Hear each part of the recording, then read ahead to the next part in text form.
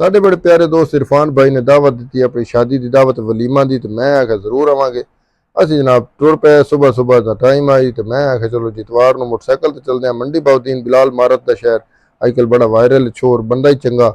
तो मैं राह मैंने शौक आ हैड फकीरियां वेखण का, मैं आख्या जी हैड फकीरियां ही विकसा मोटरसाइकिल तो मज़ा भी आसी। इस वास्ते जनाब बुलवाल लगे, फिर उस तो इलावा असी जनाब अगू सालम लगे, सालम तो अगा पहले तो सरगोदा टप्पे, इत्थे जनाब सुने आई पोर्ट बन रही ड्राई पोर्ट बुलवाल दे विच जिहड़ी कि किन्नू वास्ते, तो मैं आख्या चलो ही वेखदे आं। फिर मोटरवे क्रॉस की, किवें दा सफर रहा, बड़ा मज़ेदार रहा। हैड फकीरियां दे बारे मालूमात दी चली, तुसां कमेंट्स करके भी दसना तुहानूं व्लॉग किवें दा लगा, तो सानूं फॉलो भी लाजमी कर दिता करो, सब्सक्राइब भी जरूर करो, मेहरबानी। अस्सलाम वालेकुम दोस्तों जी, क्या हाल है? ठीक हो जी? अज एक साढ़े दोस्त है इरफान भाई, एडवोकेट ने, वकील भी और हंगरी होंदे ने, उन्हां दी एक दावत वलीमा दी। तो मैं आख्या चलते हैं, स्पैशली मैं आख्या मोटरसाइकिल तो चलते हैं क्योंकि जाना है गोजरा मंडी बाउद्दीन। तो मंडी बाउद्दीन तुहानूं पता है कि बड़ा बहुत दलेरां दा मैं उन्होंने आखदा तो जहीन बंदियां दा जिहड़ा ना इलाका। मैं आख्या वेखदे हैं, मैं कि वेखिया कोई नहीं इतना ज़्यादा। तो इत्थों ही मैं शुरू कर रहा अपना सफ़र, अगे भी इत्थों ही अक्सर करदा। तो मैं आख्या मैं जाना ही मोटरसाइकिल ते है, सुनिया है कोई 100 किलोमीटर 120 है गोजरा। तो चलते हैं विखाने तुहानूं किवें किवें जाईदा, किन्ना एक सफ़र है, तो किस तरह का इलाका है, तो की कुछ होंदा। अच्छा बेलियो चौके साडा इलाका सरगोदा तहसील सिलांवाली ते किन्नू के हवाले नाल बड़ा फेमस है। मैं सफ़र शुरू कर दिता माशाअल्लाह, तुहानूं पता हर पासे हरियाली।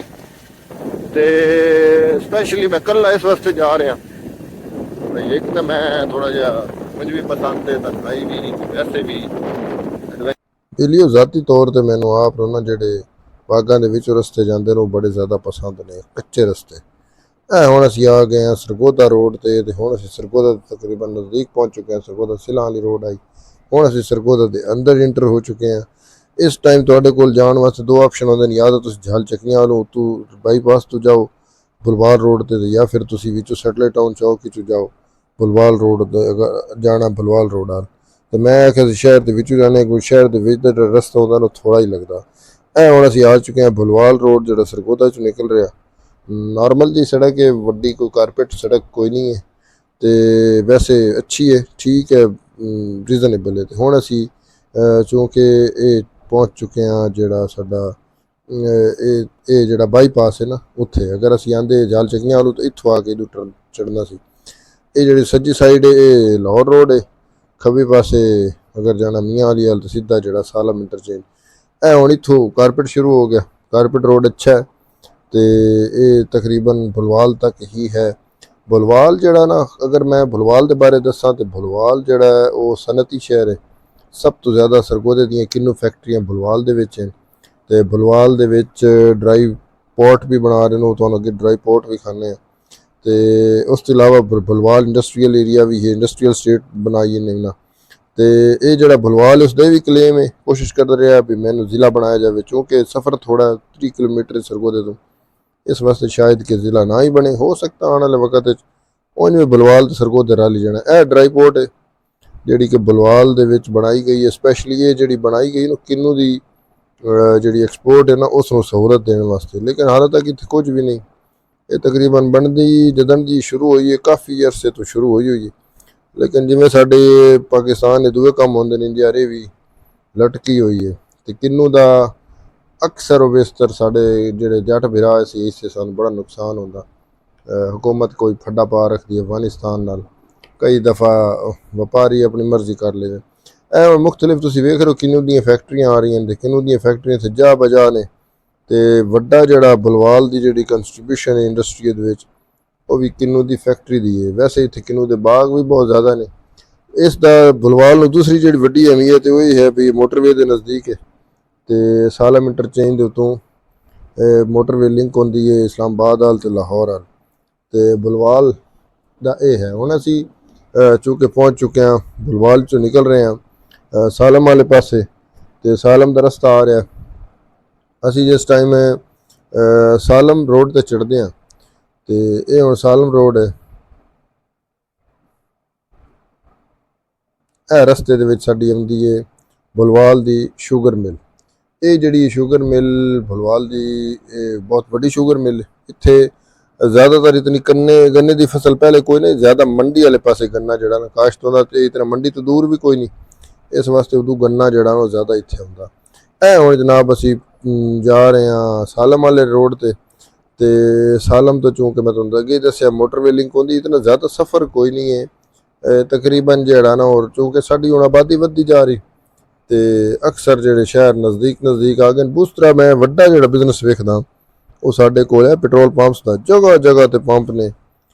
ਇਸ ਵਾਸਤੇ ਇਹ ਤੁਹਾਨੂੰ ਮੈਂ ਅੱਗੇ ਦੱਸਿਆ ਆਬਾਦੀ ਦੀ ਵਧਣ ਦੀ ਵਜ੍ਹਾ ਤੋਂ ਜਾ ਤੇ ਸਾਡੇ ਕੋਲ ਅਸੀਂ ਜ਼ਰਈ ਜ਼ਮੀਨਾਂ ਨੂੰ ਕੱਟ ਕੇ ਤੇ ਉੱਥੇ ਜਨਾਬ ਡਿਵੈਲਪਮੈਂਟ ਦੇ ਹਾਊਸਿੰਗ ਕਲੋਨੀਆਂ ਜਿਹੜੀ ਡੈਡ ਇਨਵੈਸਟਮੈਂਟ ਮੈਂ ਇਸ ਨੂੰ ਆਖਦਾ, ਇਸ ਦਾ ਕੋਈ ਫਾਇਦਾ ਨਹੀਂ ਹੈ ਮੁਲਕੀ ਜਿਹੜੀ ਤਰੱਕੀ ਉਸ ਦੇ ਵਿੱਚ।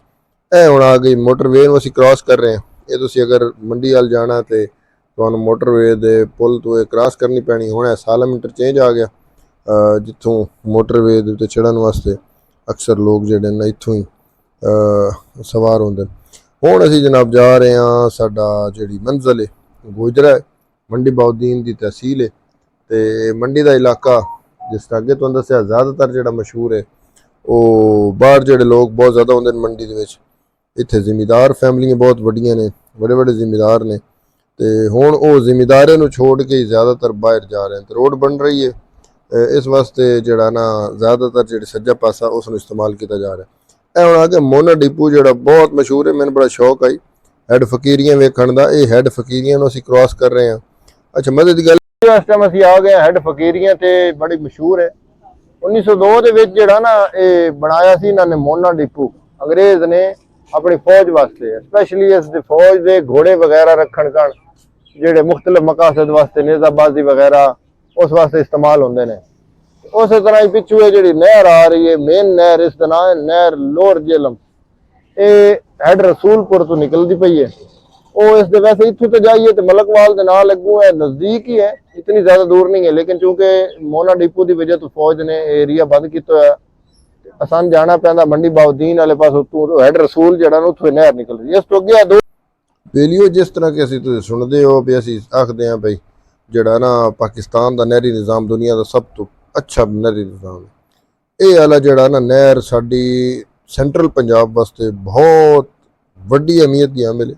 ਉਹਦੀ ਵਜ੍ਹਾ ਹੈ ਕਿ ਵੱਡੀ ਨਹਿਰ ਹੈਡ ਰਸੂਲਪੁਰ ਤੋਂ ਨਿਕਲ ਰਹੀ ਹੈ ਤੇ ਇਹ ਜਨਾਬ ਹੁਣ ਮੋਨਾ ਡਿਪੂ ਦੇ ਕੋਲੋਂ ਤਾਂ ਕੋਈ ਨਹੀਂ ਫੌਜ ਇੱਥੋਂ ਲੱਗਣ ਦਿੰਦੀ, ਕਿਉਂਕਿ ਫੌਜ ਦੇ ਕੋਲ ਏਰੀਆ ਹੈ ਤੇ ਇਹ ਇਸ ਵਾਸਤੇ ਤੁਹਾਨੂੰ ਤੋਂ ਮੰਡੀ ਬਾਉਦੀਨ ਵੱਲੋਂ ਕ੍ਰਾਸ ਕਰਕੇ ਆਉਣਾ ਪਏਗਾ ਮਲਕਵਾਲ ਵਾਲੇ ਪਾਸੇ ਤੋਂ। ਉੱਥੋਂ ਤੁਸੀਂ ਇਸ ਨਹਿਰ ਨੂੰ ਹੈਡ ਰਸੂਲਪੁਰ ਤੋਂ ਵੇਖ ਸਕਦੇ ਹੋ।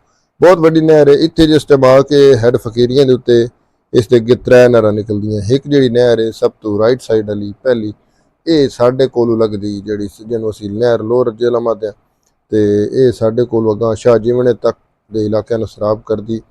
ਤੇ ਇਹ ਜਿਹੜੀ ਬਹੁਤ ਵੱਡੀ ਨਹਿਰ ਪਿੱਛੋਂ ਤਾਂ ਮੈਂ ਸੋਚ ਰਿਹਾ ਵੀ ਅੱਲਾ ਮਾਫ ਕਰੇ ਇਹ ਤਾਂ ਅਗਰ ਕੋਈ ਜ਼ਰੀਕ ਮਸਲਾ ਹੁੰਦਾ ਹੋਵੇ ਤਾਂ ਫਿਰ ਤਬਾਹੀ ਮਚਾ ਦਿੰਦੀ ਹੋਣੀ, ਇਤਨਾ ਜ਼ਿਆਦਾ ਪਾਣੀ। ਤੇ ਇਹ ਵਾਲਾ ਜਿਹੜਾ ਚूंकि ਅੰਗਰੇਜ਼ ਦੀ ਬਣਾਈ ਹੋਈ ਹੈ ਡਾਟ ਦਾ ਸਿਸਟਮ ਵੇਖ ਲਓ ਤੁਸੀਂ, ਅੱਜ ਤੋਂ ਤਕਰੀਬਨ 100-200 ਸਾਲ ਪਹਿਲੇ ਦੀ ਬਣੀ ਹੋਈ, ਲੇਕਿਨ ਇਸ ਨੂੰ ਕੋਈ ਮਸਲਾ ਹੀ ਨਹੀਂ। ਅਸੀਂ ਜੀ ਥੋੜੀ ਦੇਰ ਉੱਥੇ ਬੈਠੇ ਹਾਂ ਫਕੀਰੀਆਂ ਤੇ ਹੁਣ ਅਸੀਂ ਅੱਗਾ ਆਪਣਾ ਸਫ਼ਰ ਗੁਜਰਾਲ ਸ਼ੁਰੂ ਕਰ ਦਿੱਤਾ, ਕਿਉਂਕਿ ਦਿਨ ਦੇ ਜਿਹੜੇ ਨੂੰ 1:30 ਵੱਜ ਚੁੱਕਿਆ ਸੀ ਤੇ 2 ਵਜੇ ਦੀ ਦਾਵਤ ਆਈ। ਮੈਂ ਕਿਹਾ ਪਹੁੰਚਦੇ ਹਾਂ, ਤੁਹਾਨੂੰ ਪਤਾ ਮੁਕਾਲ ਤਾਂ ਹੁੰਦੀ ਹੈ ਵਿੱਚ ਪਹੁੰਚੀਏ। ਇੱਥੇ ਜਾ ਦੇ ਉੱਤੇ ਤੁਹਾਨੂੰ ਨਾ ਰਸਤੇ ਦੇ ਵਿੱਚ ਲੋਕਾਂ ਦੀਆਂ ਕੋਠੀਆਂ ਨਜ਼ਰ ਆਉਣਗੀਆਂ, ਬਾਹਰ ਦਾ ਪੈਸਾ।